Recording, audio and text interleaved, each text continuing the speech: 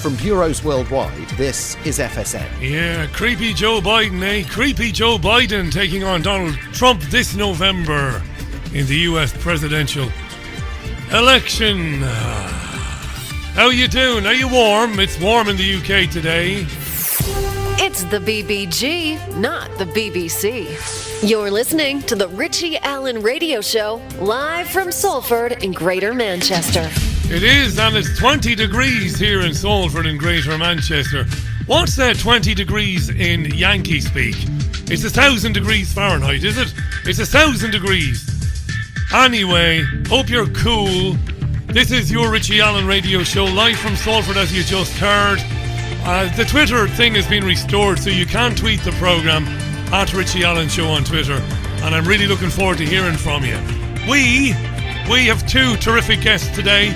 Gerald Celente, the legendary publisher of the Trends Journal, joins us live from New York City in about 25 minutes' time. And then telecoms engineer Mark Mcfarlane will be on the programme in hour two. I met Mark through Mark Windows of Windows on the World. Mark's got a very interesting take on where 5G is ultimately heading, the Internet of Things and beyond. So it's a decent old show, I think, for a Wednesday. Let's just bloody well get on with it then.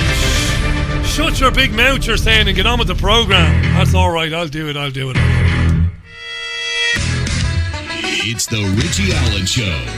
Broadcasting live on richieallen.co.uk and multiple platforms around the world. And now, here's your host, Richie Allen. Yeah, it's a thing of beauty, this weather, a thing of B-E-A-U-T-E.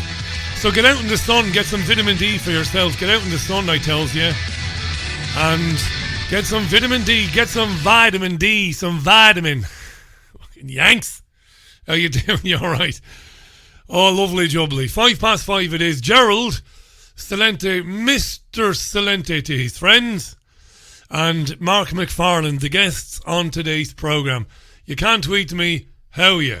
So what happened was, I didn't delete the tweet, and I think the people who run the Twitter appeal system didn't want to do the appeal, so they deleted my tweet from the weekend and without warning restored our access to Twitter. Now we don't care because Twitter, I don't care really. Alright, so let's just move on, shall we? 1,000 degrees Fahrenheit today. 1,000.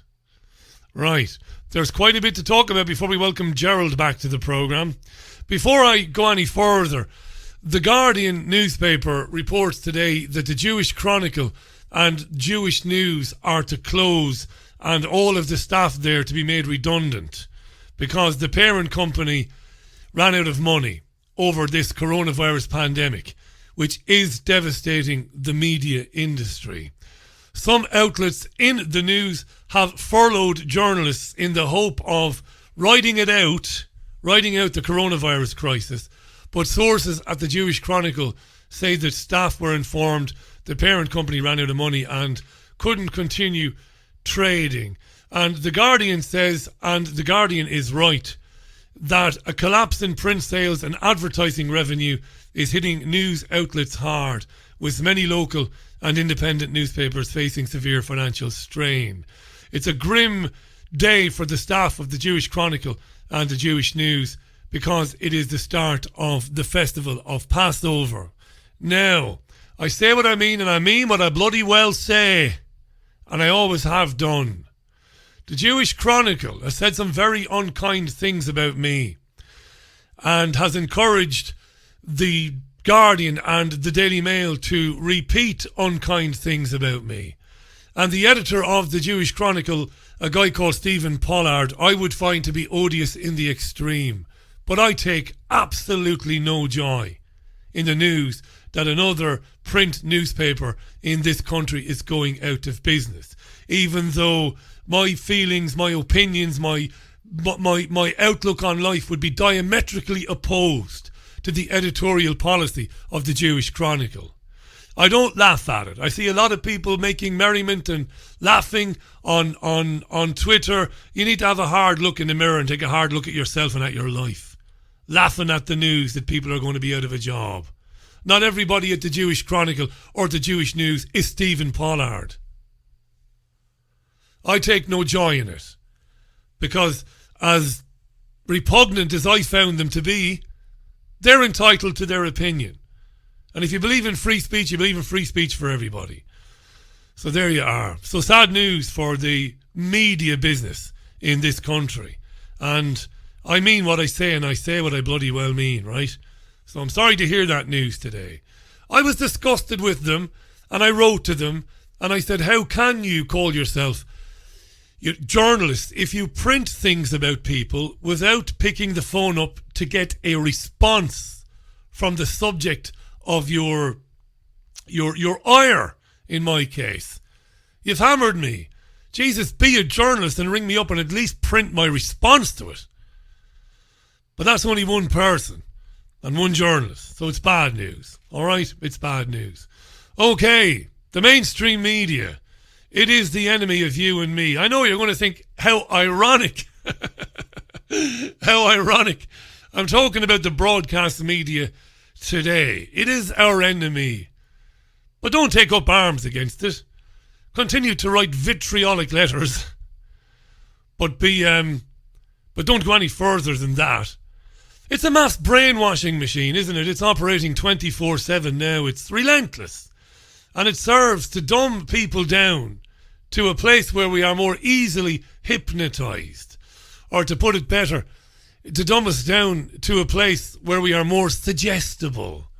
To accept wholesale, for example, the coronavirus lockdown measures and the inevitable mandated vaccine, etc.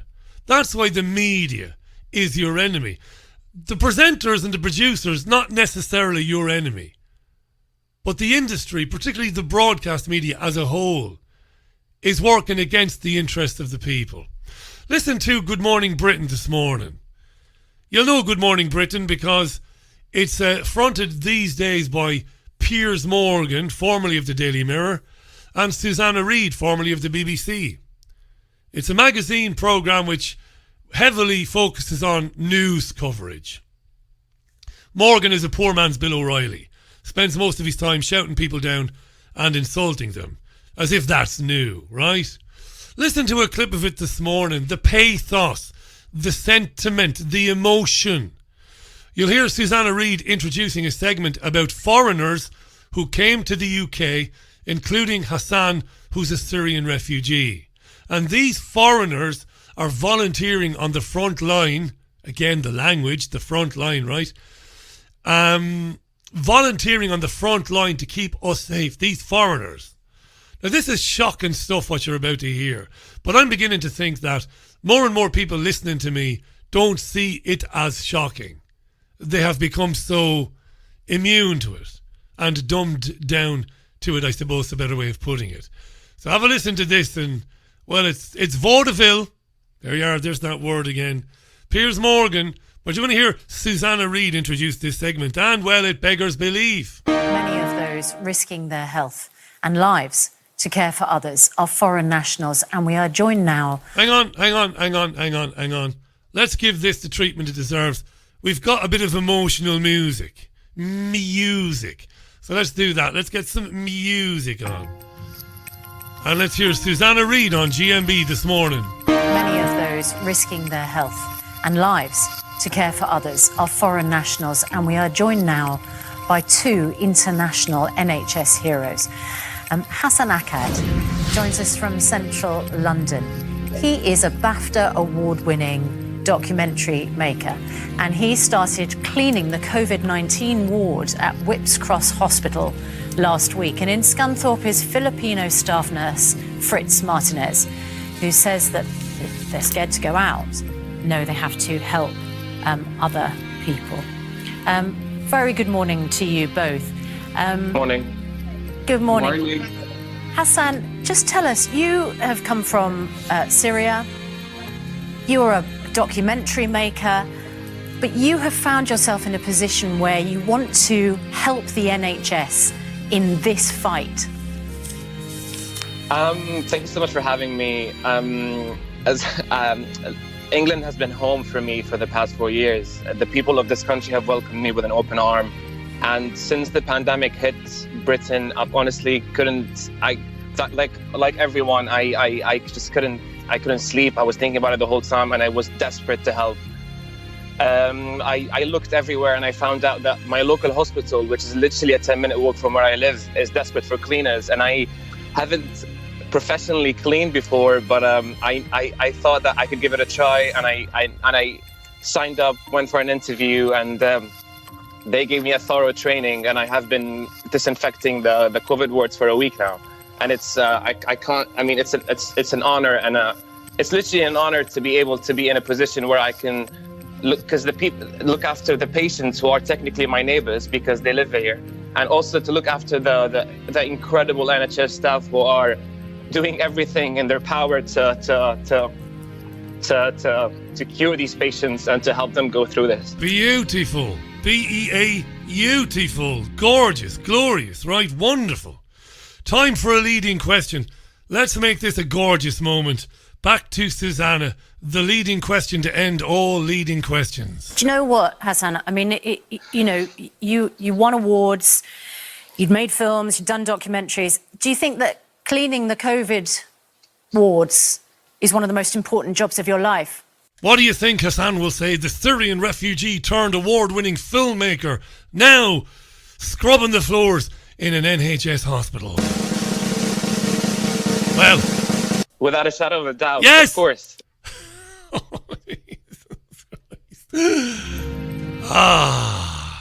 Okay, here's more of it. It's literally I think it's the best job I've ever done. I was an English teacher, and he was an English teacher now, documentary filmmaker, Syrian refugee. The best job he's ever done is clean hospital wards for the NHS. Bashar al-Assad must be laughing his ass off. Documentaries, but honestly, the badge that they gave me, this NHS badge that they gave me, it's like a badge of honor to be able to badge of honor to be able to be on the front line and helping and helping during this difficult time. It's an honor. That's all I can say. Hassan, we take it for granted a bit in this country. We certainly have done until now, that we have this National Health Service, which is free for all. Coming from a country like Syria, when you see this is mind control now you're listening to. What do you make of it? I am amazed by how incredible everyone is at the NHS, especially at the hospital is. He's amazed by how incredible everyone is, especially at the hospital. They're all brilliant, all magnificent. Let him wind it up here. No, we won't. We'll just move on.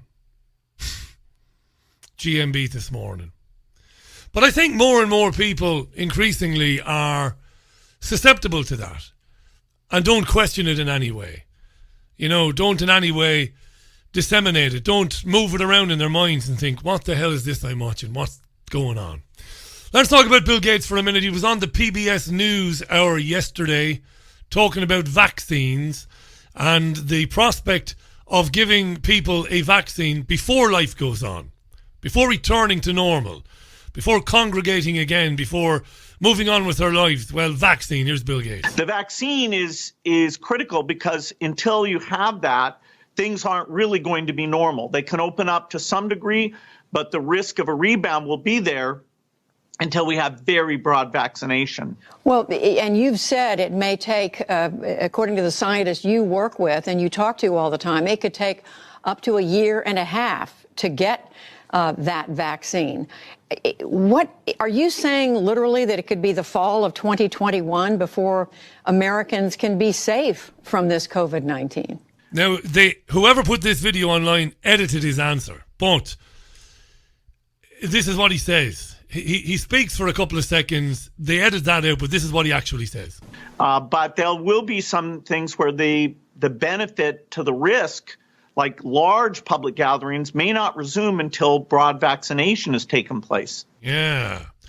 Large public gatherings, going to see a football match, going to see a concert, mightn't take place until a vaccine has been broadly distributed. This is where it ends. Next year, later this year, maybe early next year, we will be told, and nobody will argue with it, we'll be told that from now on in, you can't enter big public spaces or you can't congregate, be part of a large public gathering unless we know that you've been immunised. This is where it's going. Some of us have been talking about this for a long time now, and here it is.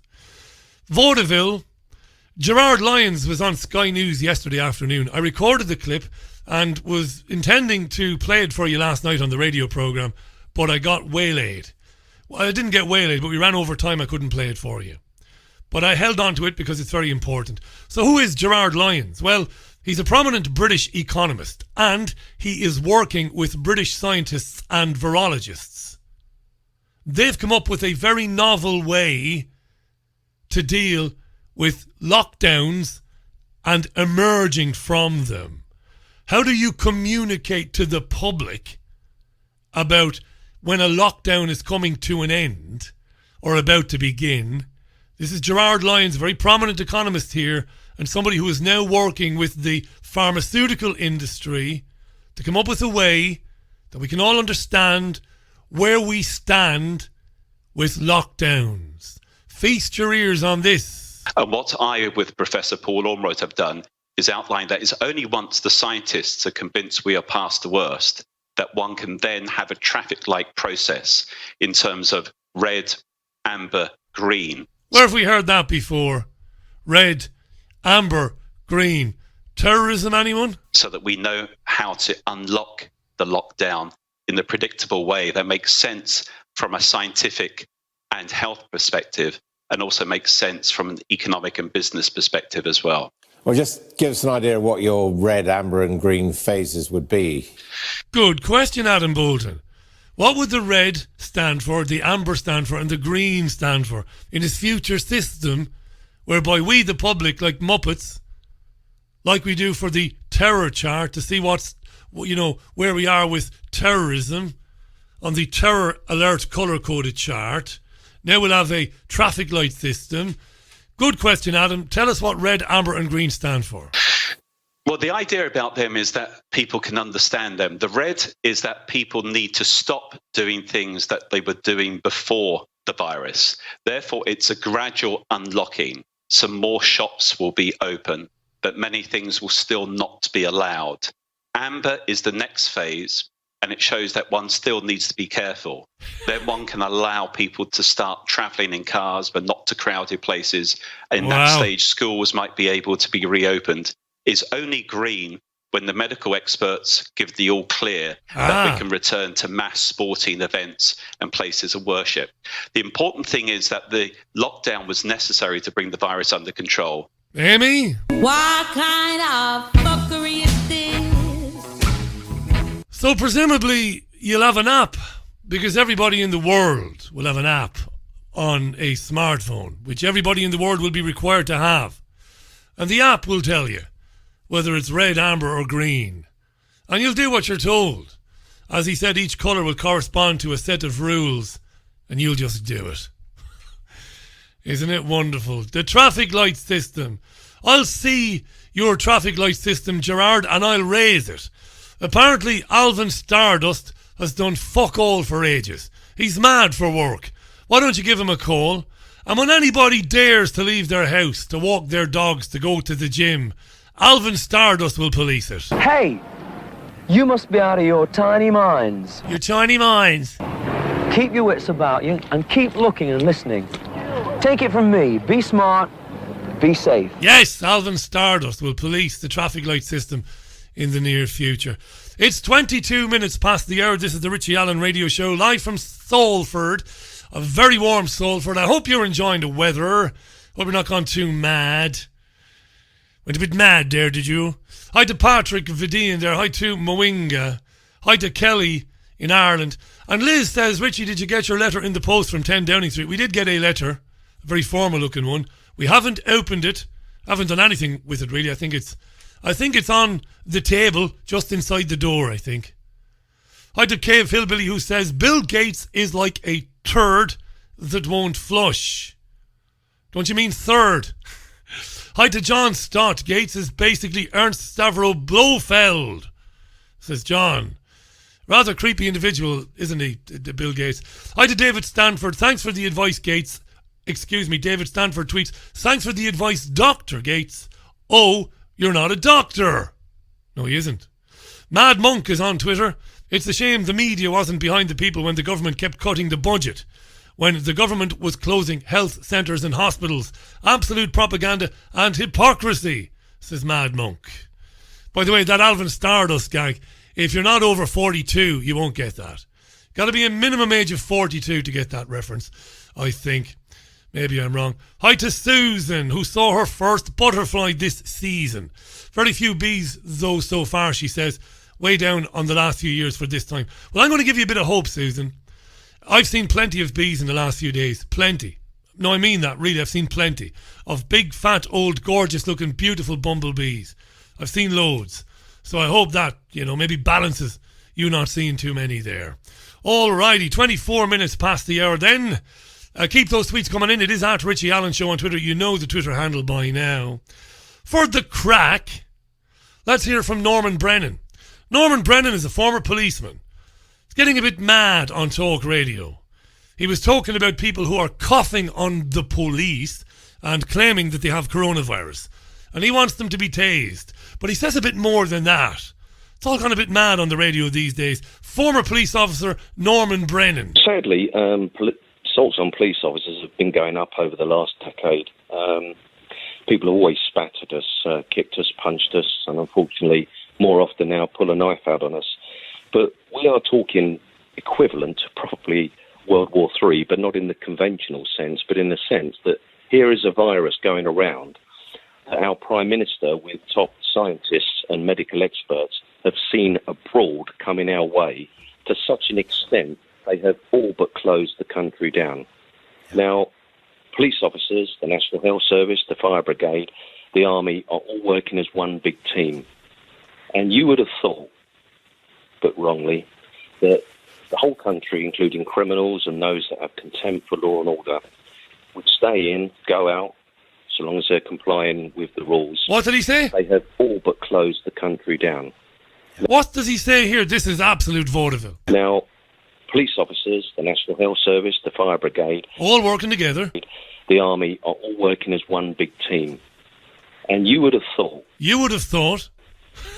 but wrongly, that the whole country, including criminals and those that have contempt for law and order, would stay in, go out, so long as they're complying with the rules.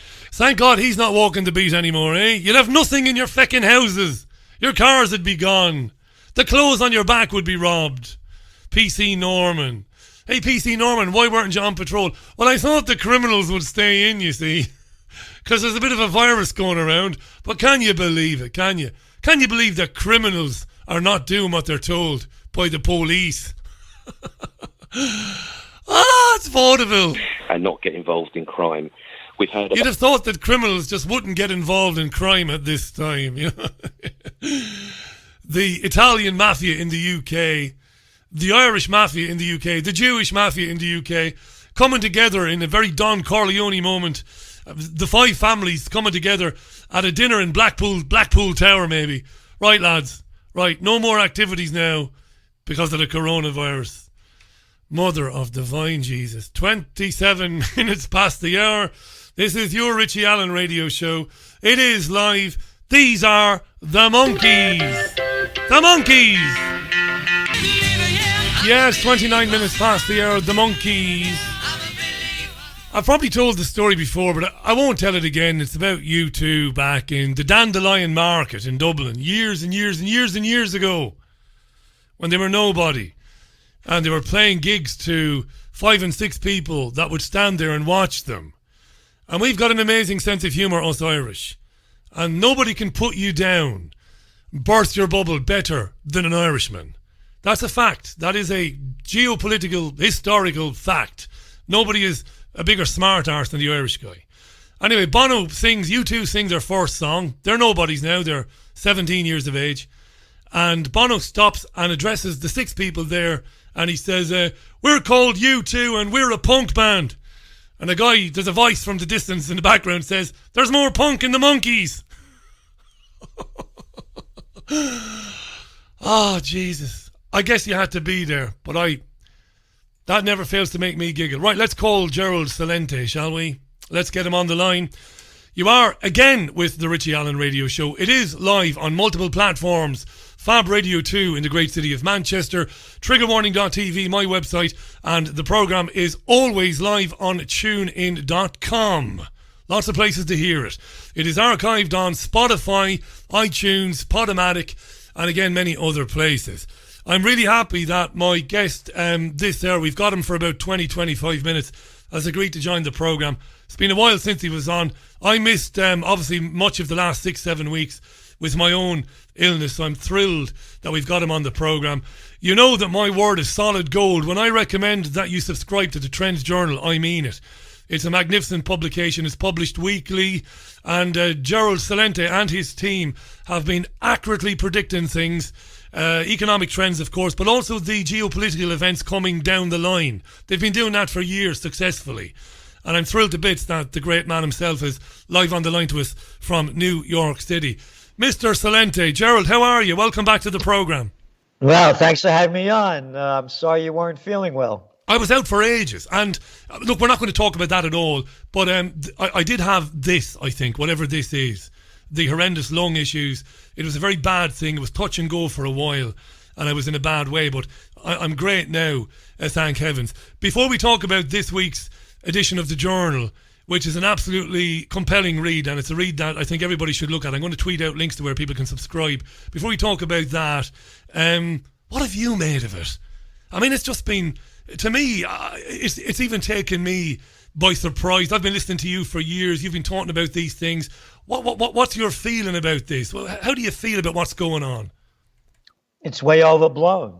And you go back to the Trends Journal and go back to our end of January issue. And the headline read, here we go, coronavirus, 106 dead in China, 1.4 billion still alive. Yeah. The new Black Plague. The point that I'm making, I'm going back to late January. They were hyping this. 106 people dead in China, and you're telling me about this? Out of 1.4 billion people? And they say, well, 3,500 or 5,000 died, but they're lying. 50,000, 100,000 died. Okay. 100,000 out of 1.4 billion? These numbers added up to nothing. Oh, in Italy, 14,000 people died. Yeah, 14,000 people died. The flu season hit early. Then the coronavirus went into it. And you look at all the data, the people that are dying are elderly with previous chronic conditions. It's everywhere. The same numbers are everywhere.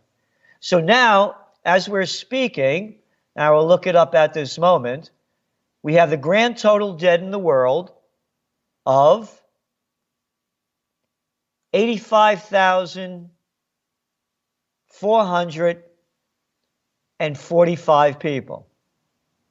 So in real numbers, how many people, does that add up to?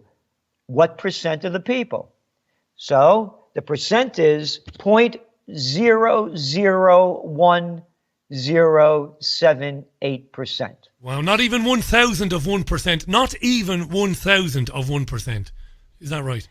That's right. And then in the United States, we have, let's see what that number is over here.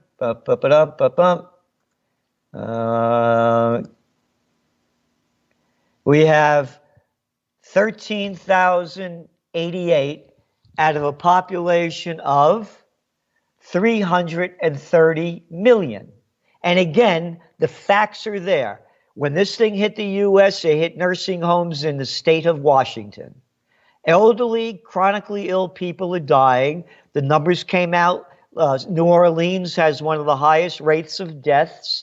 And the reasons are, again, same thing. Well, obesity, diabetes, form of lung disease. Now, 13,088 people died in the United States. Headline news, numbers skyrocketing. Out of 330 million equals 1/40th of 1%. Wow. And they based the lockdown measures, and we're going to talk about those now, on those statistics. You talked about it affecting people infirm, we would say the very elderly and the people with the chronic health conditions.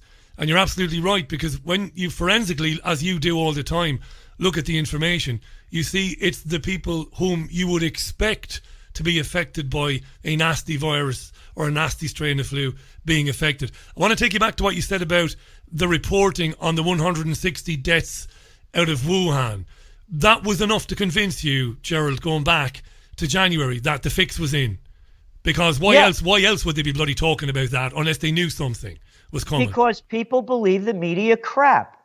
And then the politicians seized on it. These are the same prostitutes they get paid to put out by their corporate pimps and their government whoremasters, that when there's a hurricane, like they're down in Florida, there's a hurricane 150 miles off the coast of Florida, and they're all dressed up in their hurricane drag, and you'll see the water blowing over the boardwalk and the tree bending over. And then you could Google it up, and you could see how phony it is most of the time, because there's this one with a guy, holding on and the wind blowing and a couple walking calmly behind him. And so they did the same thing with this. This is what they do. Their ratings are in the toilet before this. And now everybody's watching these imbeciles on mainstream media selling coronavirus hype.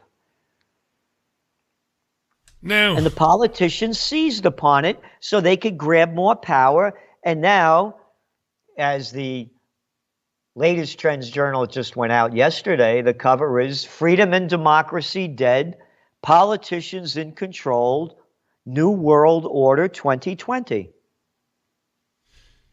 The Trends Journal, by the way, folks, you can subscribe to it at trendsresearch.com. It's affordable and it's packed full of brilliant writing and analysis. Thanks. No, it is. I know that. You give it to me for free, kindly, but I'm not under any duress to say that.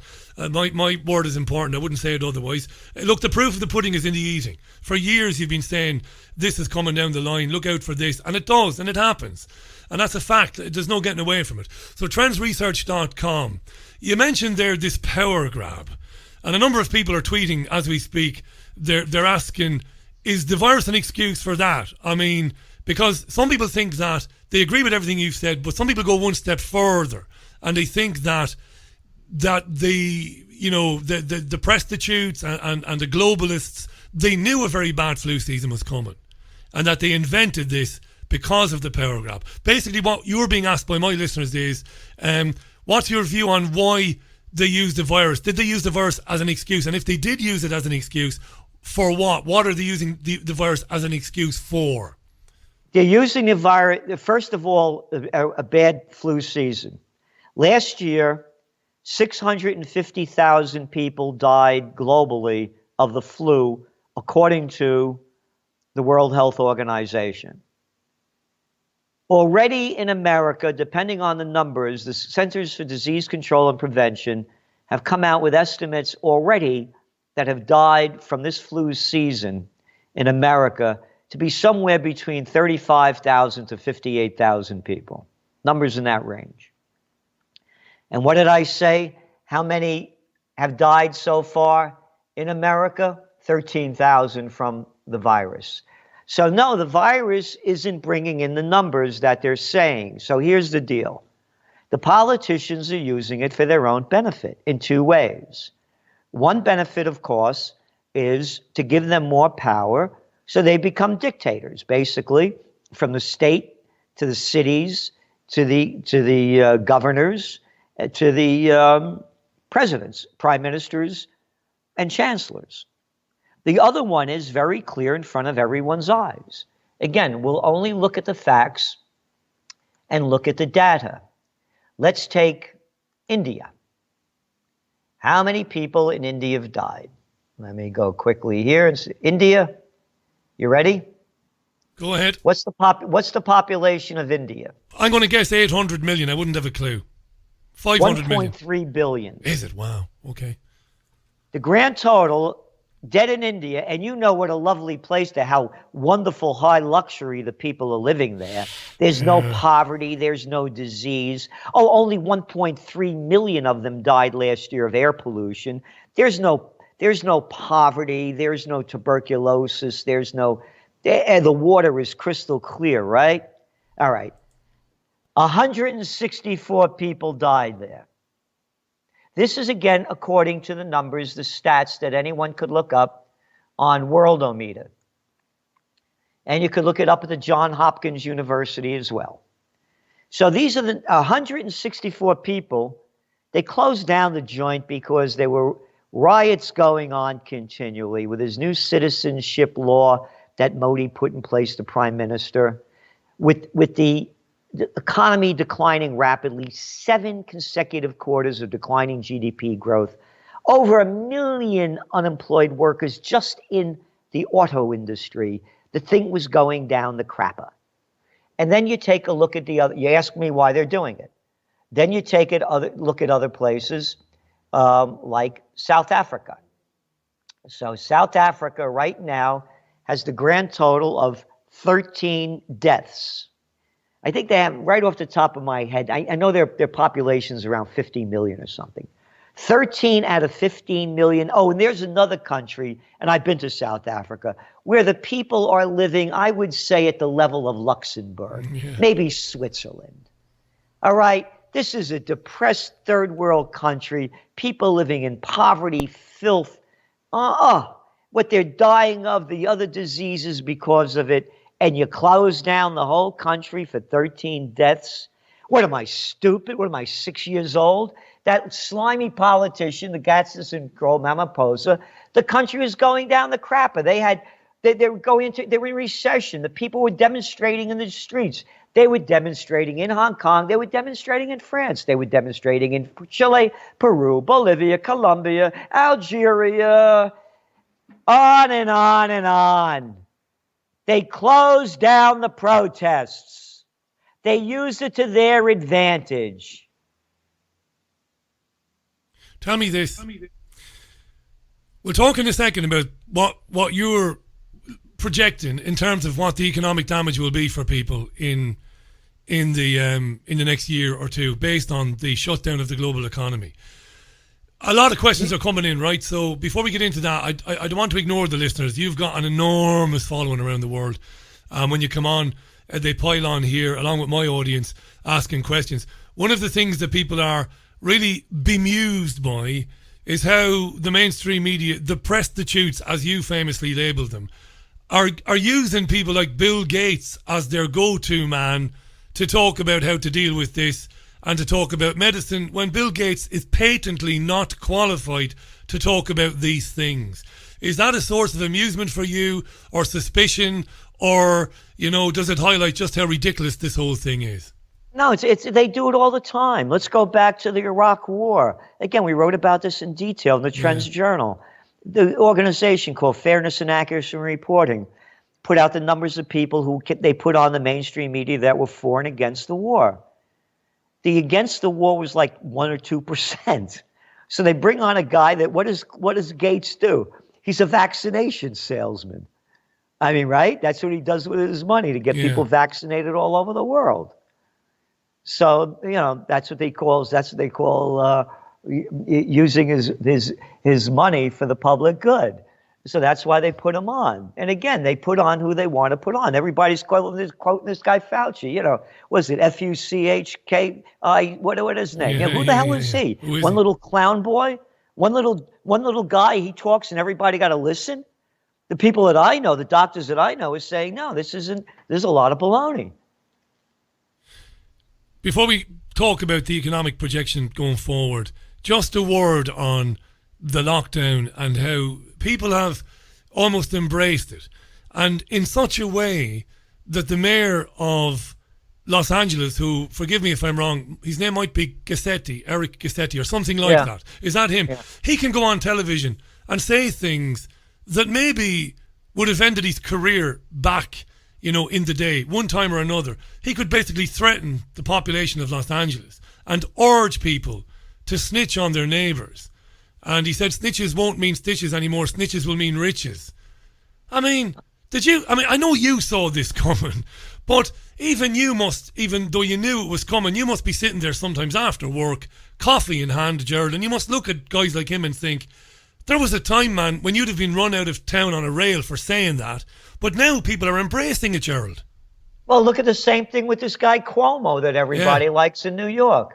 This guy had a popularity rating of about 35% before this. This is a little daddy's boy, Andy Cuomo, the daddy's boy, the tough-looking guy with the daddy's boy, renames the Tappan Zee Bridge the Mario Cuomo Bridge. Who the hell are you? What do you think? Your father's better than mine? These little boys born on third base and thought they hit a home run. You got them all over the place.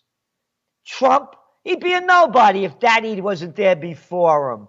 Look at the little gutsons you got over there, Macron over there in France, little Johnson, nobodies, guys. All these little people are members of the club.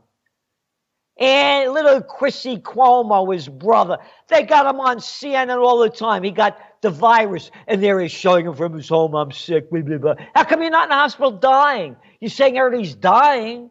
What the hell I got to see this piece of shit out there? Yeah. I got to watch him. I don't watch any of it, but it keeps coming up on the news.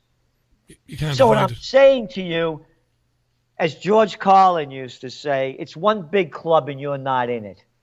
These are the same murderers, bitches, and bastards. You got to be equal that send us to war based on lies, that rob us of our money. Look at this deal that the Federal Reserve is doing, dumping all this money into the big corporations. And they were worried about this other jerk, Bernie Sanders. Oh, if he gets elected, it'll be socialism. Guess what? You got socialism for the rich right in front of everybody's eyes, and capitalism for we the little people.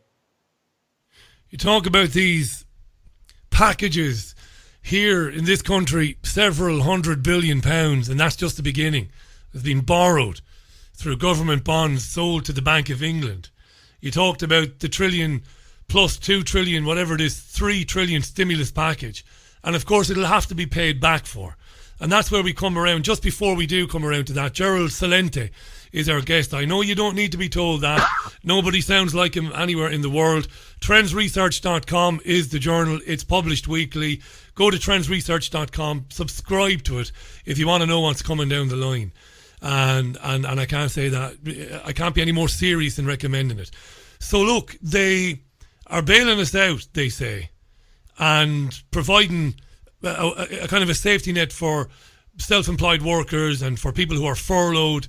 But ultimately, as you've been saying ever since we first met when I was on the radio in Spain many years ago, it'll have to be paid back. So therefore, what do you think it's going to look like for the ordinary guy in the next couple of years? What will be the economic shock of this complete shutdown of the workplaces in all of our countries? What's that going to lead to? The Greatest Depression. And it's, I had forecast this would happen in 2021 after the presidential election in the United States. But it's happening now. We're already in it. You look at the tourism industry. You think people are going to be back in tourism? They're so freaked out with their social distancing. Yeah. Oh, we'll make up numbers too. We got to stay away a meter. No, I say 2 meters. I say go screw yourself. You're making this crap up. So people are afraid to go into stadiums. They're going to be afraid to go to concerts. They're going to be afraid to go into restaurants. Not only are they afraid, now all the people that are out of work, how are they going to pay their bills? They can't cut hair. They can't do anything. They get locked down. How are they going to pay their rent? How are they going to pay their mortgages? How are they going to pay their car loans? How are they going to pay anything? Well, we'll suspend. Suspend it. You still got to pay it. Now, the rents aren't coming in. How are the landlords going to pay the utilities? How are they going to pay their mortgages? How are they going to pay their taxes? How are they going to pay it? Restaurants, even in the best of times, are barely good times. And now they're out of bed. They're out of business. So it's one after another. Then you take these big chains that have borrowed all this dough because they were borrowing money cheaply at nothing. And to build bigger and bigger and bigger, and now they're dead. They're closed. They're locked out. We are going to see an economic crisis, the likes of which the world has never seen before. And I'm going to make this 100% clear. History is repeating itself. Go back to the 1930s. Currency wars. Trade wars. Great Depression. World War II. Now let's fast forward 90 years. Currency wars. Those Chinese, they're lowering the value of their currency so they could export more product. Those Europeans, they're lowering the value of their euro so they could export more product. And we got to stop. We got a trade war against China. They can't. Currency wars, trade wars, Greatest Depression, World War III. Go back to our top trends for 2020. One of them was the New World Disorder. As I said, there were riots, protests, demonstrations, mini wars going on around the world. That's right. Again, Hong Kong, France, Chile, Lebanon, Algeria, Peru, Colombia, one country after another, Ecuador. It was already blowing up. Now, add on to that. Oh, what were they protesting against? Corruption, violence, lack of basic standard living, going into poverty, crime. That was before this happened. When people lose everything and have nothing left to lose, they lose it. And you're going to see crime go through this skyrocket to levels you can't believe. Even people that would never think of it, never, or maybe thought of it. Now, when the businesses open up, they're going to be stealing like crazy. Murder rates, robberies, off the charts. Real estate collapse.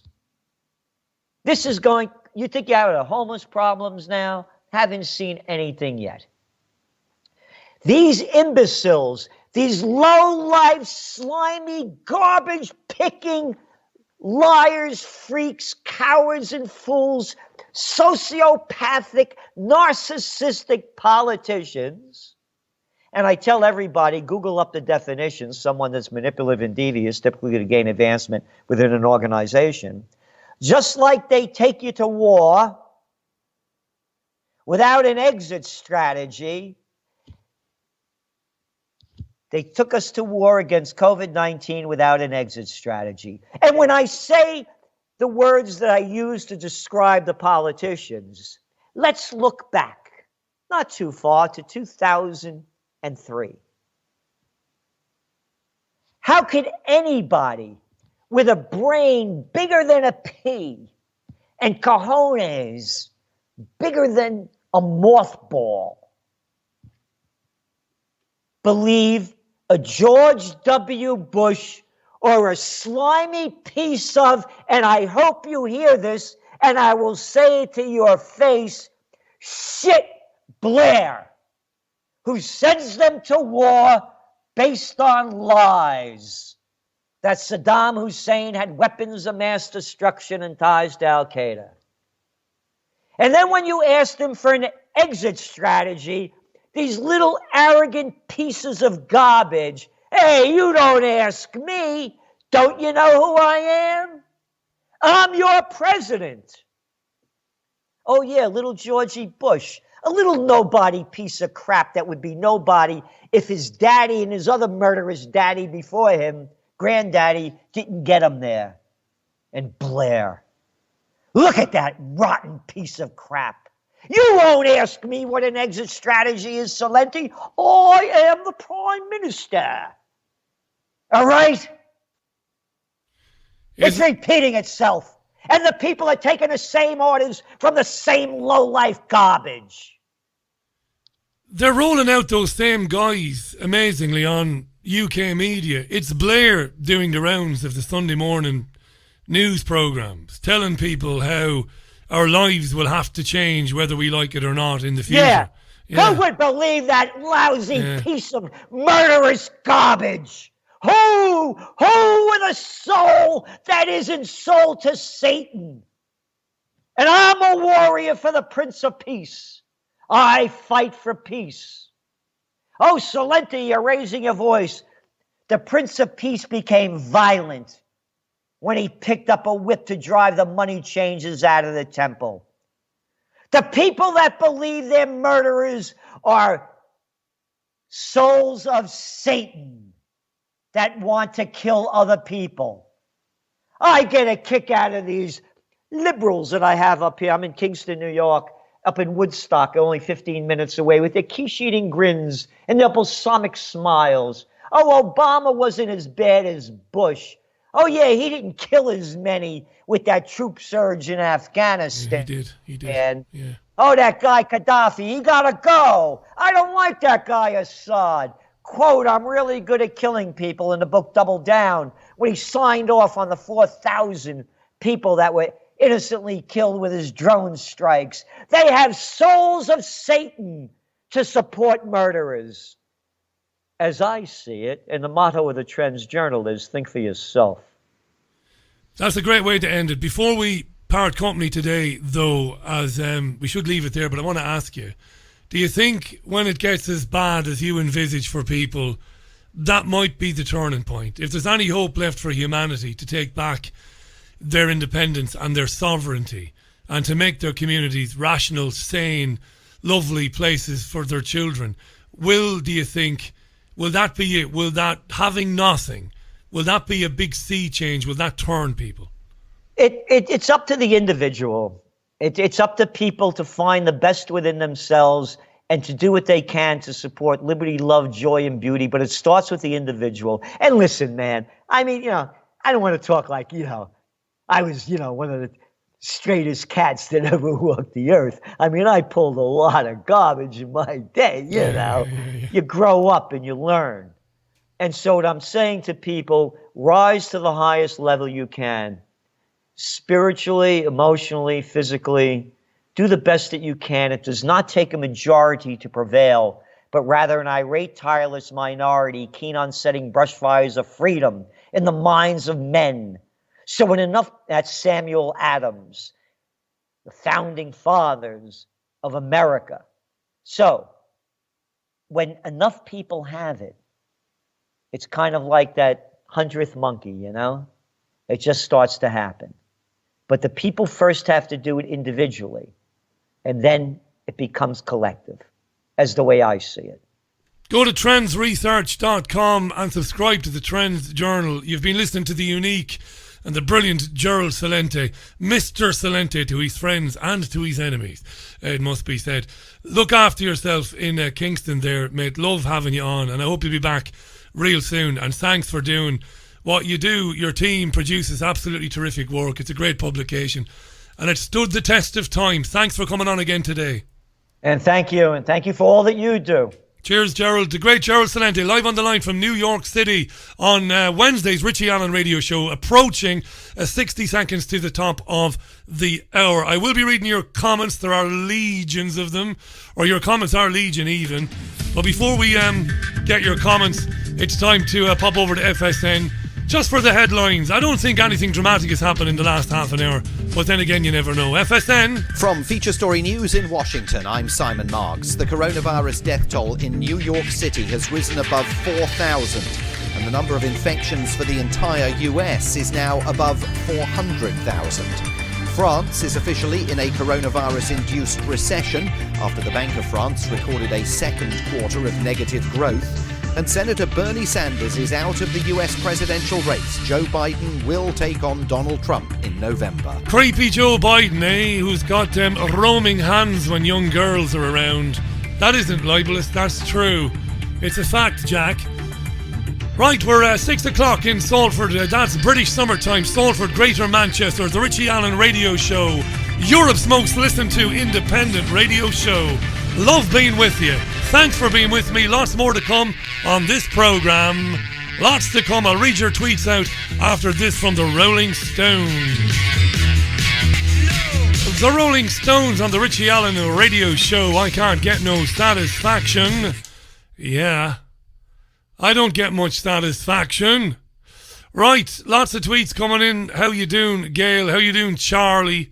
Charlie remembers listening to the Stones. I can't get no satisfaction while driving to Donington on hot summer's day with the sunroof open with the ex-boyfriend.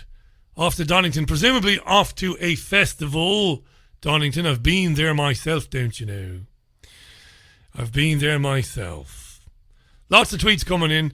As usual, if you want to see what people are tweeting to me, you need only go onto Twitter, where it says in the top right-hand corner, search Twitter. You key in Richie Allen Show, all one word. And if you press enter, you'll see what people are tweeting to me. Alrighty. Hi to John Parsons in Salford. Compadre, a comrade of mine. How you doing, John? Hope all's well. Hi to Busy. Did I mention Susan? I did. Did I mention Chris? I did. Did I mention David? Or La Antenna? David says Gerald is usually bang on, but the Greatest Depression is an underestimation. This crisis will result in a global fiscal reset, wealth grab.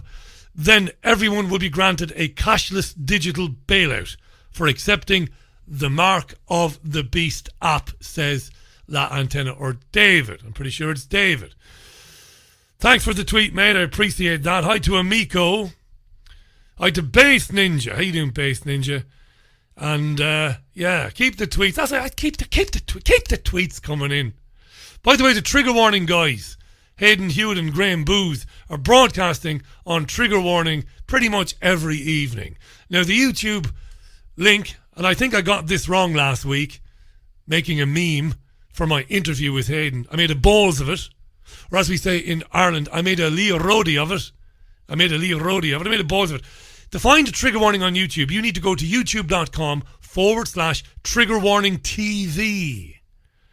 youtube.com/Trigger Warning TV, and they're broadcasting every evening or thereabouts, sometime between 10:30 and 11 o'clock. But if you go to the YouTube channel, you will see their scheduled appearances. It will pop up that they're on. Say, for example, we're on tonight at 11. Check them out if you haven't done before. This is the Richie Allen Show. I'll be back with you in exactly 60 seconds' time. Renowned healer Mark Byersky travels the world to find the most unique and powerful crystals for self-healing. Since the ancient times, crystals have been used as healing tools. They hold a natural healing vibration and are highly charged in positive energy. Mark teaches how to channel the universal energy and transfer it to the crystal to activate its healing power. Each crystal is used for its unique ability to target a different physical or emotional challenge. Mark Byersky is an author, healer, speaker, and founder of the Pure Energy Healing Academy. He shares powerful messages of inspiration and healing on his daily YouTube videos, reaching millions worldwide. Mark's crystals, healing oils, and incense sticks are most sought after by other healers. His collection is available online at www.markbyersky.com. His work is presented through Lemon House, a company that creates and curates consciously made gifts. Okay then, in about 2 minutes' time, I'll be joined by Mark Mcfarlane. Now, Mark has been working in telecoms for many years. He's a lovely bloke. I was watching him speaking with Mark Windows recently. We love Mark Windows. Again, windowsontheworld.net. That's windowsontheworld.net. Windows on the World on YouTube. Mark is a brilliant forensic analyst. And he gets some really interesting people on his program, which goes out every Sunday night live on YouTube. And he's spoken with Mark Mcfarlane. And then Mark dropped me a line, which was lovely. And I said, let's come on. Mark has a different take on 5G and coronavirus. Now, we've talked a lot about it. I've obviously said, well, yeah, possible. Max came on. Max believes it's very possible. David Icke believes it's very possible. Some very interesting people believe that it's very possible that 5G switch on might have something to do with the virus. Now, Mark takes a different perspective on that, which is good. We have to listen to people who take a different perspective. So he's going to come on and talk about that. But he's not just going to talk about that. We're going to broaden it out to talk about the Internet of Things. What is going on with 5G? What's it all about? Where's it going?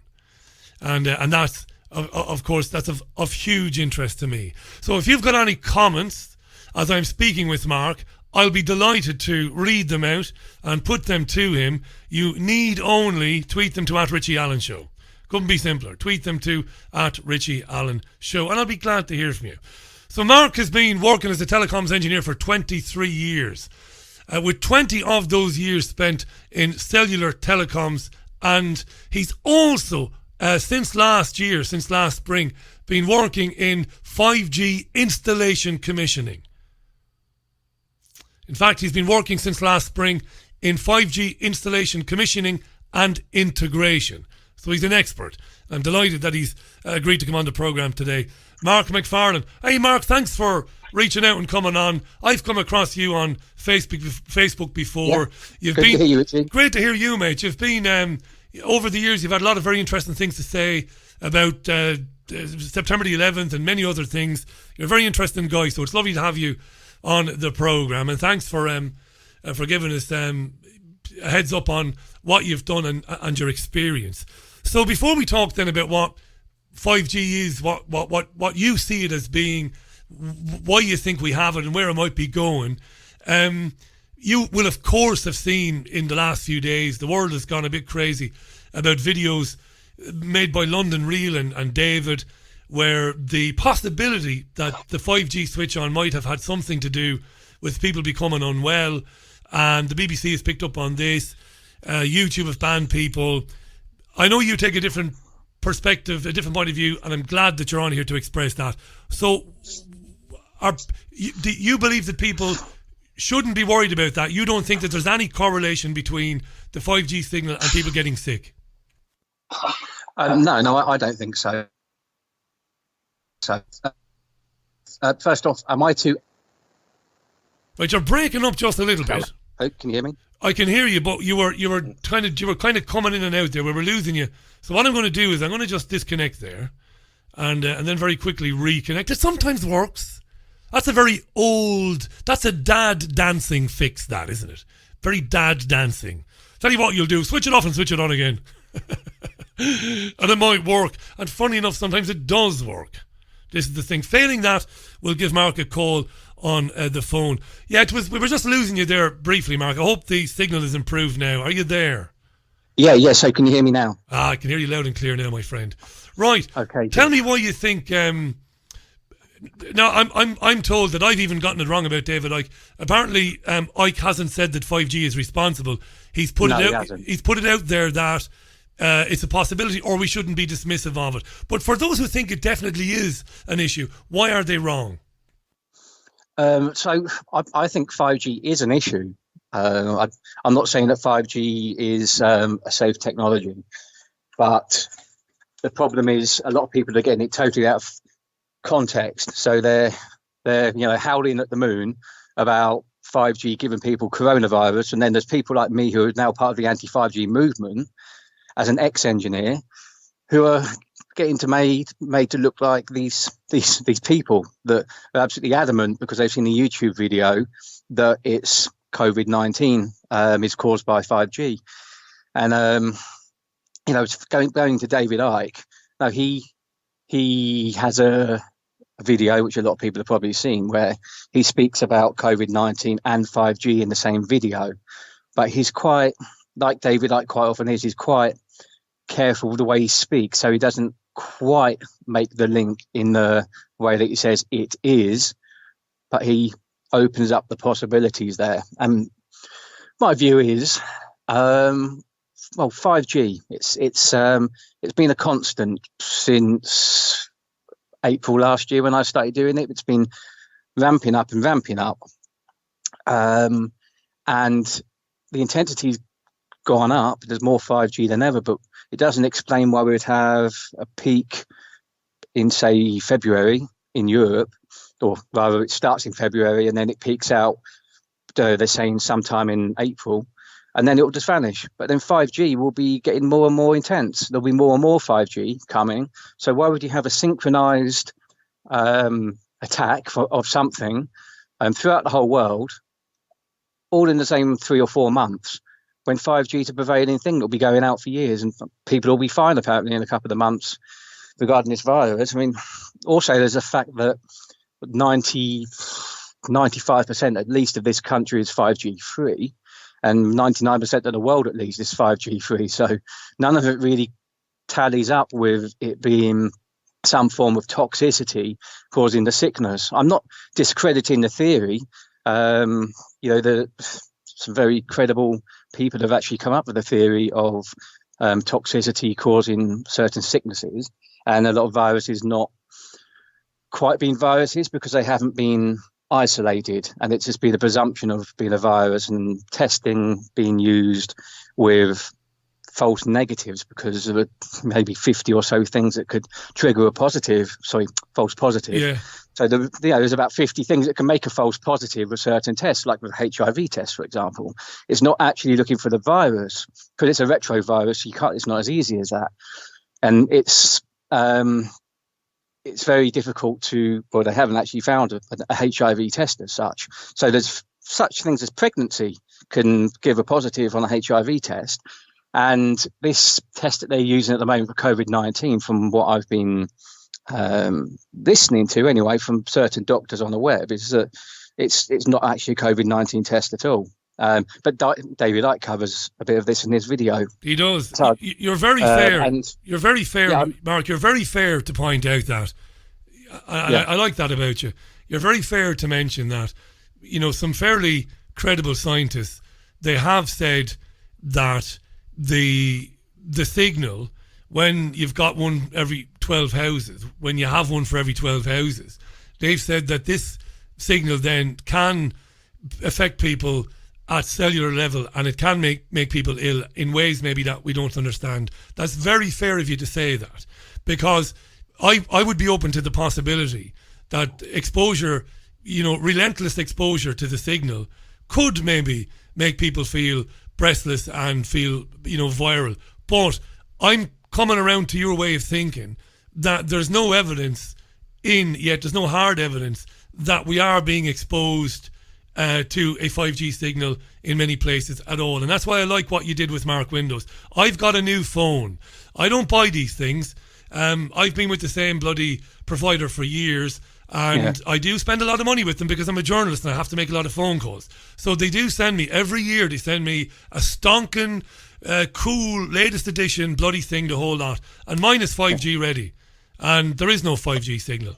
There isn't. Yeah. At the moment. Not where I am at the moment. So I'm really glad that you said that. You're not closing your mind to it. Not that I should, be glad. You can say whatever bloody hell you want.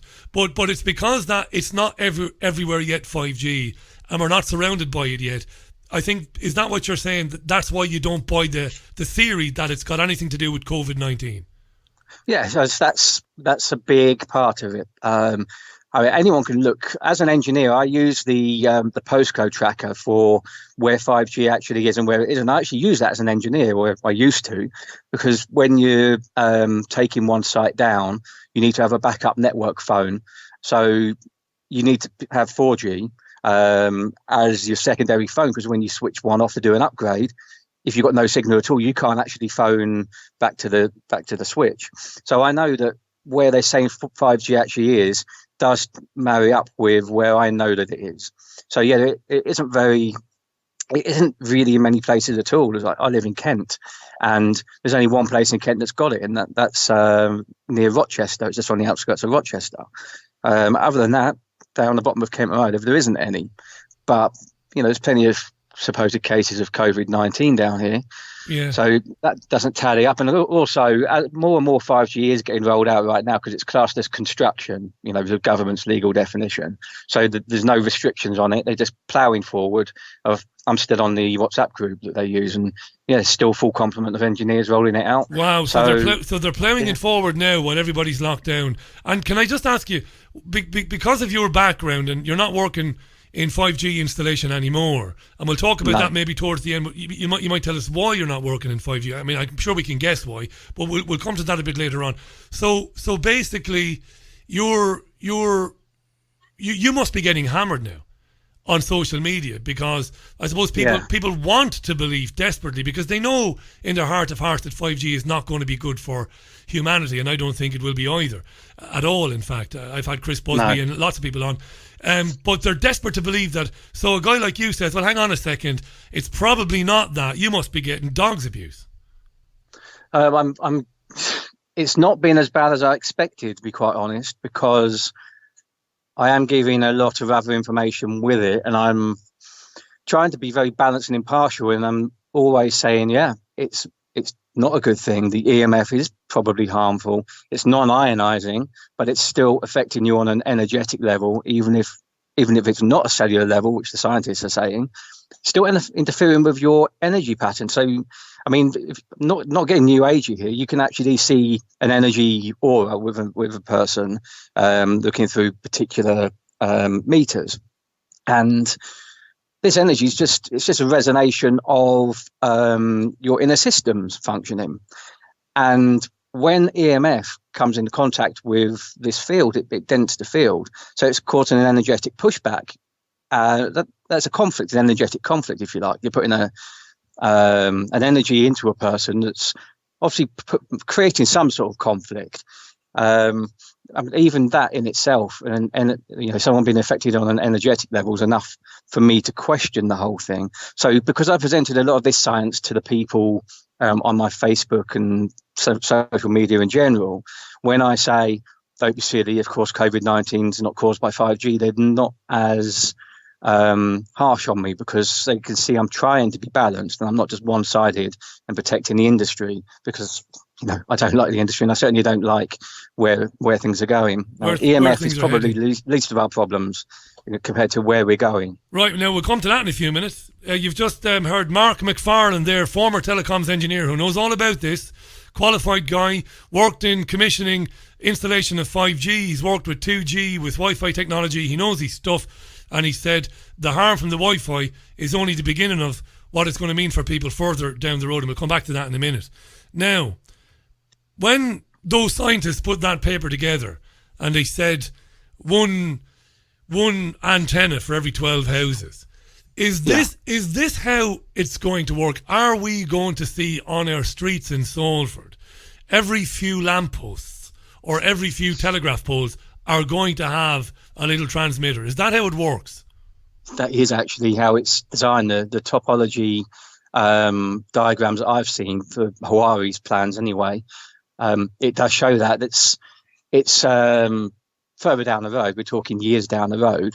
They want to get the core 5G network installed first, which is sub 4 gigahertz.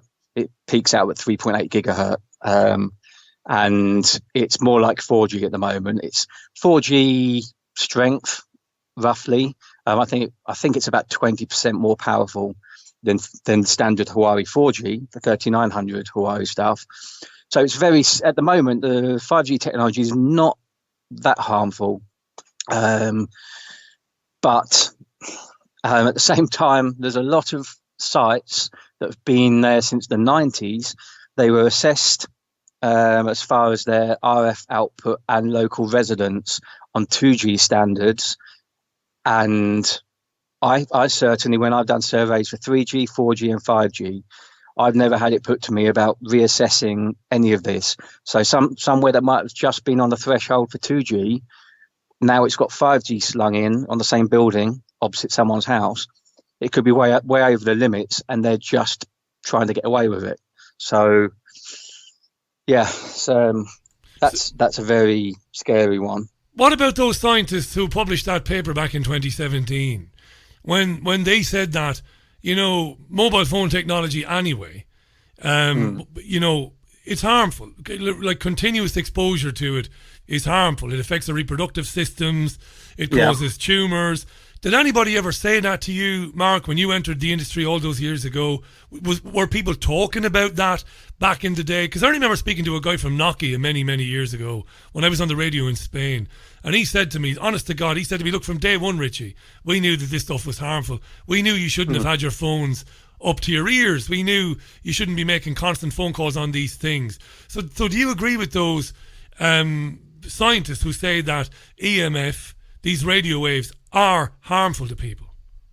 Yeah, I certainly do. The evidence speaks for itself with long-term studies now where people are getting tumours in their heads, just next to their ears, where the antennas of their phones have been for decades. And the correlation there is unmistakable. It's hundreds of percent more prevalent than it was before mobile phones came along. A lot of scientists, doctors, say it's, unarguable that there's an issue. And me personally, I've always been a bit concerned. I've always been someone that has a hands-free kit in, and then it turned out that they were worse than putting a phone to your head at one point because they amplify the signal. So now I'm more of a loudspeaker person. So as an engineer, as someone that understands EMF to quite a fair extent, I don't want to have it near me. And going back to before when you were talking about having transmitters interval of every 20 meters, I think it says in the documents. That's when we're going to get into the 40 to 60 gigahertz range. So we're going to have very short range transmitters with a very, very high packet density. So the amount of data that we'll be able to go through it compared to, say, the low end of 5G now, which is 800 megahertz, which is very low. And I don't know if you know, the lower the frequency, the less data you can chuck through it, but the more range it's got.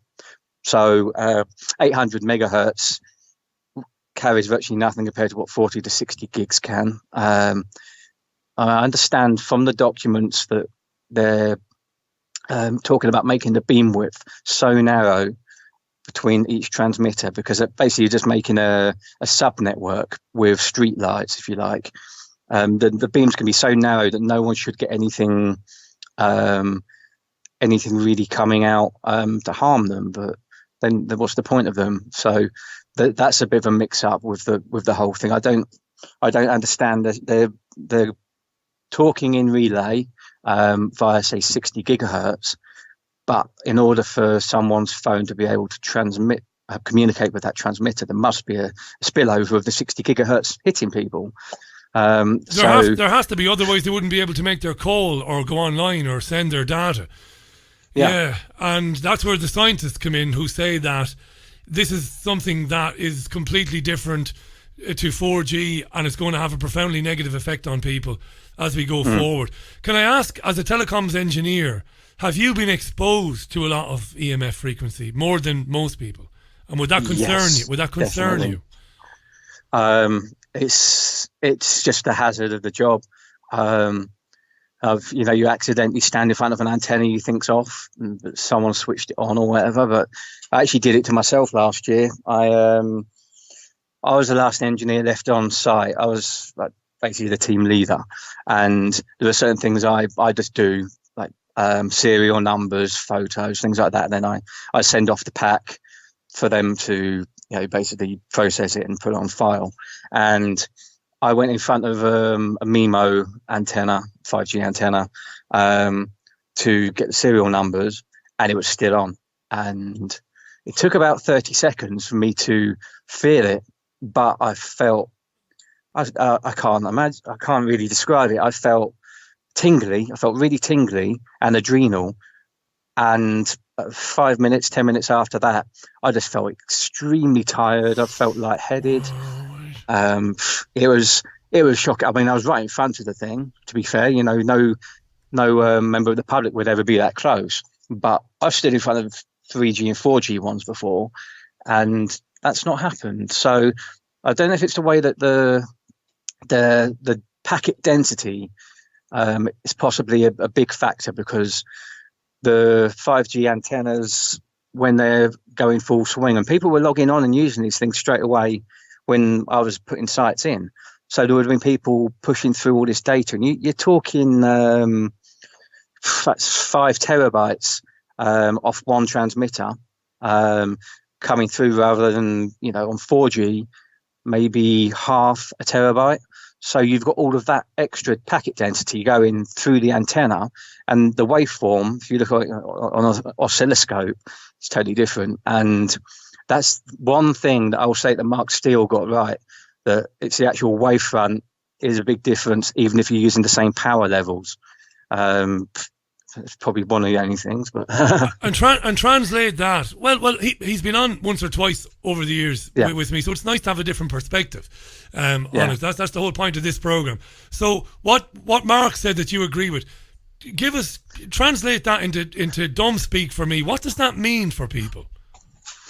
Well, so say you've got a transmitter and it's pumping out 10 watts of power. Say you've got a 4G one and a 5G one, they're both putting out 10 watts. Say one antenna doing 10 watts on a 4G and one on a 5G doing 10 watts.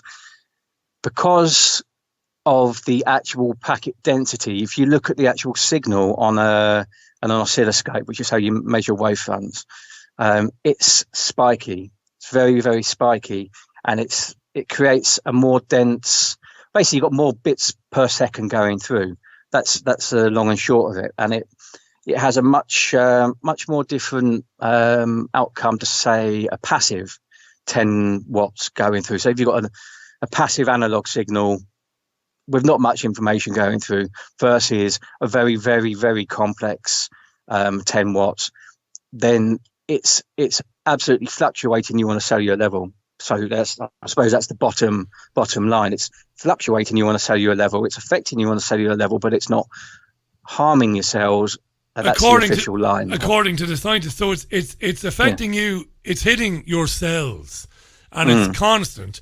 And as you quite rightly say, anybody who read the BBC article about the David Icke interview, the BBC article explicitly says that the scientists say that it doesn't affect.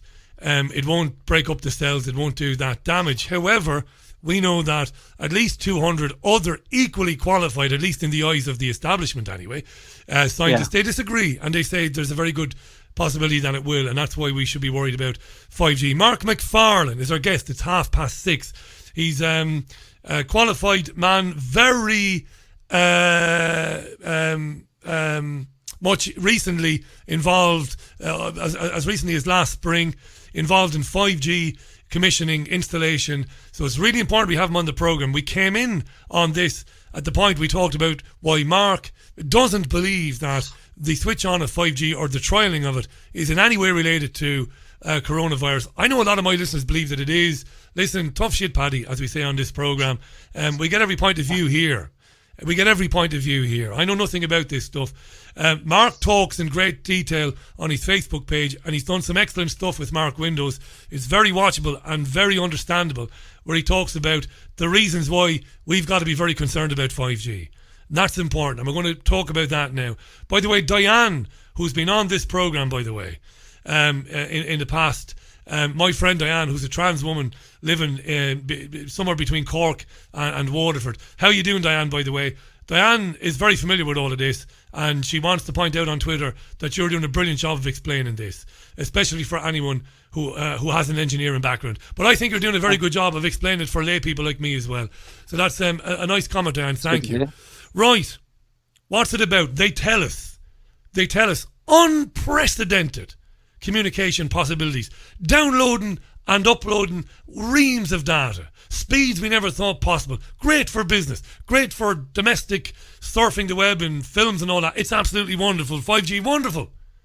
But it isn't. You don't believe it is. You believe that it will be used for something entirely different, or it will be used predominantly for something which people don't understand. The floor is yours. Why are you concerned about 5G and what it is possible to do in the coming years? Go ahead. I'm concerned because over the years I've been someone who's been, some people called me a conspiracy theorist back in the mid-2000s when I really started getting into it, and before that, 2002, 2003, I was a 9/11 truther. So I've tried to see the bigger picture regarding things, and I started watching David Icke stuff, quite early on. So I was already of a certain mindset. So I was always vigilant for certain things appearing in the technological world, whether it be at work or just devices coming up here and there. And I've just seen a pattern, and I've seen the documents, which don't go all the way down the road, regarding what's going to be rolled out, but I've certainly seen documents regarding how functionality is going to occur with the Internet of Things. They just don't go into massive detail of what these things will be. But from a lot of documents that have been put out in the public domain regarding what might go out there, there's a lot of people that are afraid that 5G is an energy weapon, or it's going to shoot them with, laser beams, and, going to be used to kill people that the system doesn't like. I don't believe that at all. They're not going to use transmitters that are statically sitting there to do any of that. It's as simple as developing technology. Initially, we're going to have maybe driverless cars, delivery drones for Amazon, and then things will evolve. People will accept them, and then we'll move on to surveillance drones being accepted. And then before you know it, we've got enforcement drones. And before you know it, we've got armed enforcement drones. And you know how these people work. They know exactly how to do, coin David Icke, the totalitarian tiptoe, and get to that point. And they will probably have people waving them on and cheering them on, clapping at 8 o'clock for these enforcement drones. And, it's just a very slippery slope of surveillance. I mean, we're gonna have surveillance on us constantly, because even now the police have somehow got some sort of authority passed because of COVID to do a bit of tracking on people. So they're even teetering with this now. So your personal communication device, which you're going to have in your pocket or maybe biometrically implanted to you by a certain point, the police, whoever, are going to know exactly where you are, what you're doing, where you've been, how fast you were driving, what you had for dinner last Tuesday. And it's all going to be with the help of this technology, I believe. You've answered my question. Brilliant question, because I was going to ask you, these things they want to do, these drones, all of the surveillance stuff, the mapping of people's homes and what people are doing, I'm fascinated by that. And as you were talking, I was thinking, could they do that with 4th generation or 3rd generation technology? But you say they can't, that this next leap to 5G is vital for what you've just described. Yes, so it's vital for a few reasons. One of them is 5G, it basically is 4G technology. It is LTE, but with a lot of major differences put into the infrastructure. And the biggest one is a latency. So say you've got driverless cars or any type of device that needs to be utterly responsive without any issues ever. It needs to have the tiniest latency imaginable. So that's what 5G is. So if you've got a driverless car and it's working in real time through the 5G network, obviously it's got to be it's got to have minimal latency. But also you've got at the moment you'll have one cell that's connected to the phone, for example, on 4G, and then you'll have 2 other cells that are monitoring it in case that cell goes, but they take quite a long time to kick in. With 5G, you're going to have several cells at the same time, all interacting in real time, as if they're all controlled, but they will all be controlling it, because it'll be either triangulated control. So you'll have 3 different transmitters all controlling it.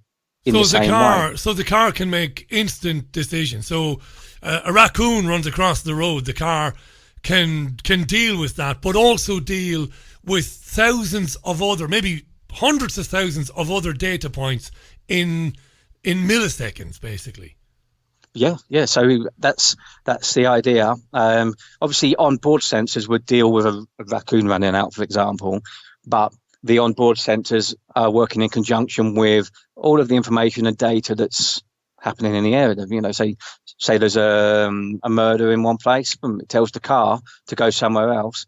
There's so many reasons why it has to have ultra reliable connectivity, which 4G just couldn't do.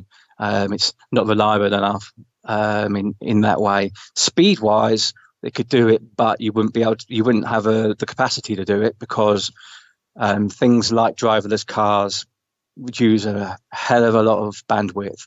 So you can have, even if everyone started watching YouTube videos of cats at the same time on their 4G devices, it would crash the network. It just relies on people not using much capacity at any given time. But of course, when you've got the Internet of Things, everything will be connected all the time, or most things will be connected all the time. So much more bandwidth required that the 4G network just couldn't do it. So by things being connected all the time, Mark, and by the way, folks, it's former telecoms engineer, an expert in 5G installation, Mark Mcfarlane, who's on the line. So Mark, by everything being connected, it even goes to devices in people's houses. So it could be obviously a person's television, that goes without saying, but it might be a person's heating system, their gas heating system, their boiler, even their fridge. Is that right? Well, yeah, that's not even future technology, is it? Really, that's technology of Wi-Fi today. I mean, ultimately, what we have as Wi-Fi, that will get phased out eventually, and we'll just be using the one network. I think.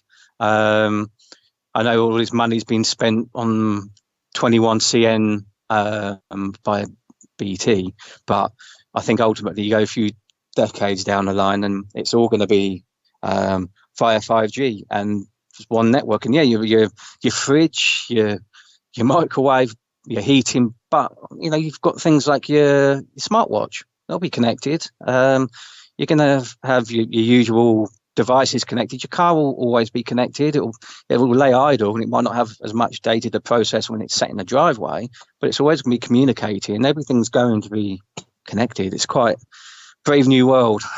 And nobody in the world will have so much as a modicum of privacy. Privacy as a concept will basically disappear. There won't be such a thing as privacy. I can't see how there will be. I mean, you might get to a point where you can't even lock yourself in a cupboard and have privacy because your biometrics are being monitored. It could get to that point, couldn't it? Oh, Jesus. And we talk about artificial intelligence. Is there a capacity, or I'm going to start using, crappy, dad dancing speak here now, because I don't know anything about any of this stuff. But what about artificial intelligence programs or machines that become autonomous? Is there, because I'm getting obviously tweets from people asking these questions, and mates of mine are texting me. I've got bloody emails coming in as well. They're fascinated by this. Where does artificial intelligence, that is a program that learns for itself and makes decisions on its own, how is that technology related to 5G, or is that too broad a question? I would say that it would be very bad design-wise to not incorporate 5G with artificial intelligence, because if it's connected to any network, unless it's completely sentient, and it's some odd piece of technology that isn't connected to anything, which I can't see happening much, then 5G is going to be the method of connectivity. And when you talk about artificial intelligence, drones are going to be the first form of that. I think they will learn. There are certain things you can't program a drone with, certain things it can't tap into the network and acquire. It might realize that there's a particular airflow at a particular place. It will learn that. It gets sent off balance at a particular place. It will know that for next time. It will tell the other drones, and it will start with that kind of thing, I believe, with things that we can't tell them, but they learn for themselves, but they don't tell us back because they don't speak our language back. So there'll be a hell of a lot of artificial intelligence devices learning a lot of things that we don't even know they're learning, because we're not programming them. We're programming them to learn, to not, to protect themselves, to get on with their job. But we're not programming them to give us a full itemized list of all the things they've learned, because the programming language goes one way. It doesn't seem to come back the other way. From all the AI readings that I've done, it doesn't seem to work that way. So they're learning a lot of things that we don't know about. I mean, I'm not saying they're going to try and take over the world or anything, but it's interesting. But still, but obviously that was the next question. It sounds ridiculous even when you say it out loud, when you say Skynet, for example. But why not? Look, you won't probably be aware of this, but a couple of years ago, one of NASA's most public scientists came on the program. I'm still in touch with him. He's going to come on the program again. Now, I know nobody believes NASA, never a straight answer and all of that. But he came on and he was lovely. His name was Rich Terrell. He's credited, he's a very famous guy with discovering certain moons in our solar system. And I asked Rich about this, and Rich said, I must get that interview and play it again someday. Just play the whole thing in its entirety. He said, yeah, that's definitely going to happen. Machines are going to learn at this rate to the point where, you know, they'll make decisions for themselves. And when I put the Skynet question to him, he said, well, you couldn't rule anything out, but my tip would be, he said, my belief would be that the machines would just get bored here and would head off out to the infinite universe and the millions of galaxies and go off doing their own thing. And I jokingly said to him, well, you know, we might be a bit naive in thinking that. But so it's not ridiculous to mention Skynet, because it's not. Is this a singularity? This is the singularity you're talking about, isn't it? The point at which the machine becomes completely self-aware and begins to grow and expand and develop itself and making decisions on its own. I mean, how could you possibly know what to predict? You couldn't. You couldn't. I mean, it's Star Trek, you know, they're on the Enterprise and they say, what type of life form is it, Captain? And it's silicon-based life form. It's, you know, some artificial intelligence has buggered off from people making it on one planet. It's gone exploring. It's entirely possible. I mean, all it takes is for a misinterpretation of what we mean versus what they interpret. We could say protect the human species at all cost, and then the computer or the AI network, as it would be, they'd probably all be, you know, part of one internal network, one network at that point. They then have to interpret it as, well, there's 6 billion people on Earth.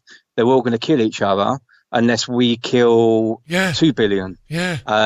So they're doing what they think is logical based upon what we've asked them to do. So they're taking the decision in their own hands. A guy, I mean, it must be crazy for a guy like you to be talking about this stuff, you know. I was thinking that when I was watching you with Mark. By the way, folks, if you get a chance, check out windowsontheworld.net. Mark's a brilliant forensic reporter. He's very, very good, Mark. And he's great at explaining, you know, what's happening with climate change and how all of these things are all interconnected. He does a terrific job of it. windowsontheworld.net. It must be mind-blowing for you to be watching this happen with your own training and knowledge and having to accept. At any time, was there a part of you that fought with yourself? In other words, you were saying to yourself, nah, this can't be right, really. It's just bloody good technology. It's just good stuff for our connectivity. Was there a point when you were having an internal argument about it? Not really. No, you knew from day one, basically.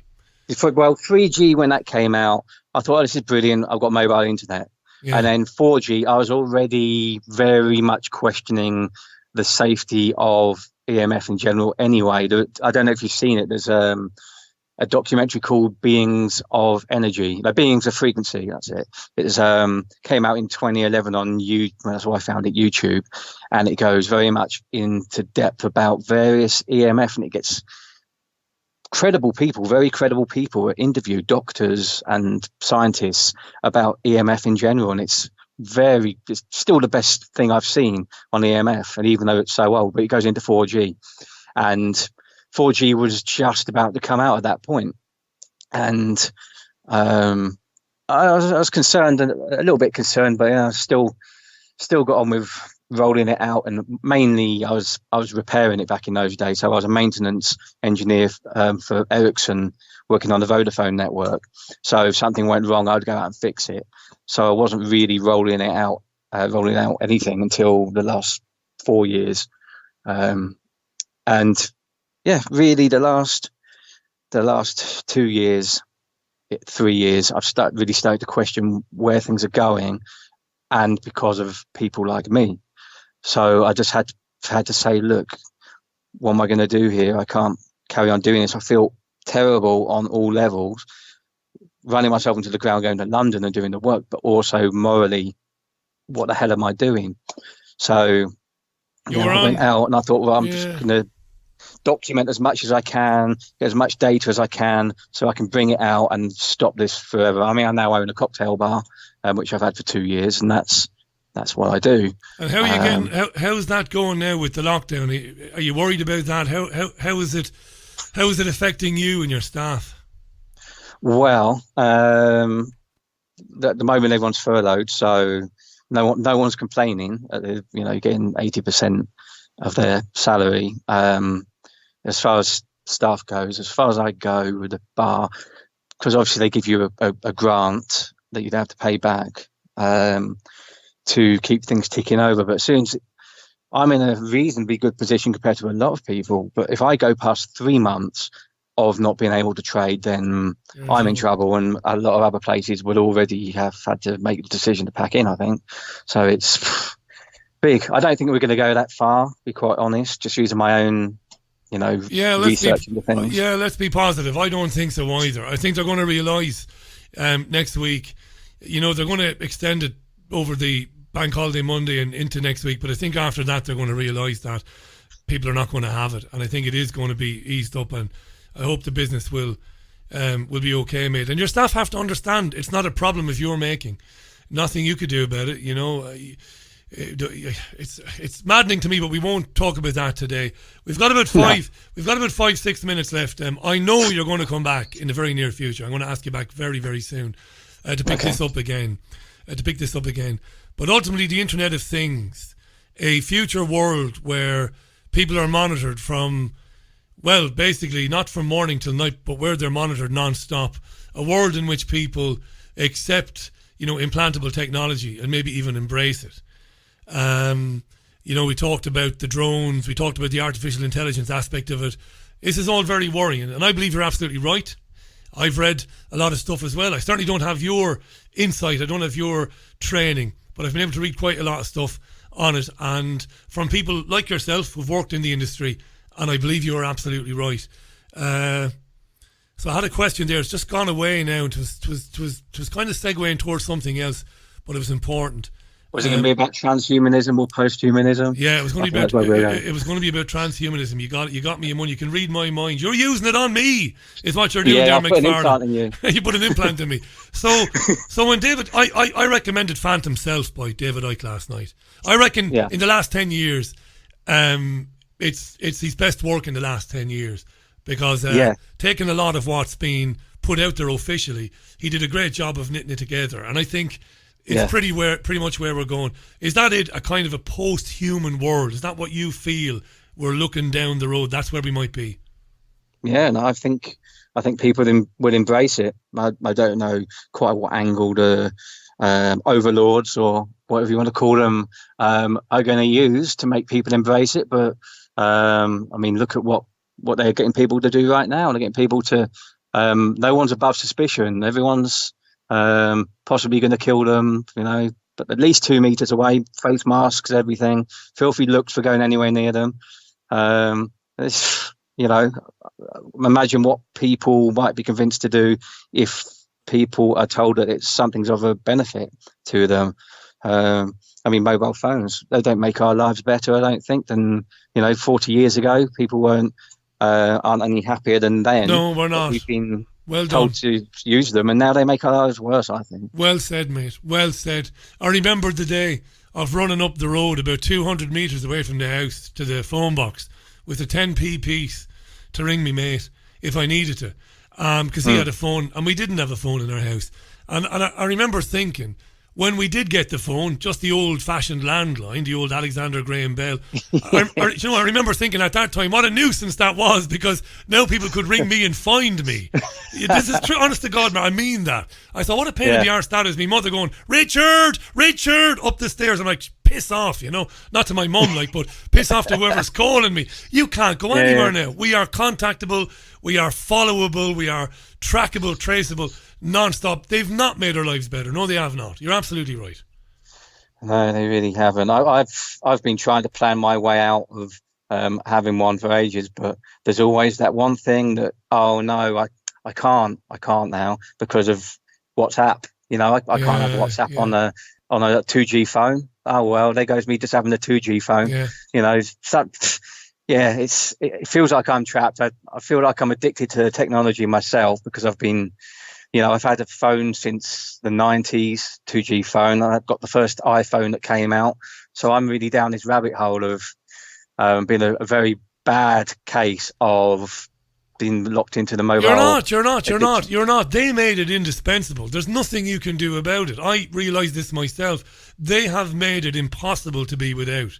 And that's why I was very interested in you talking earlier on about the Internet of Things and how the phone will be, well, until they start putting implantables in people, excuse me, the phone will be that central kind of focal point for every person. Just before we go, we've got about 2.5 minutes left. Just want to remind our listeners where we came in.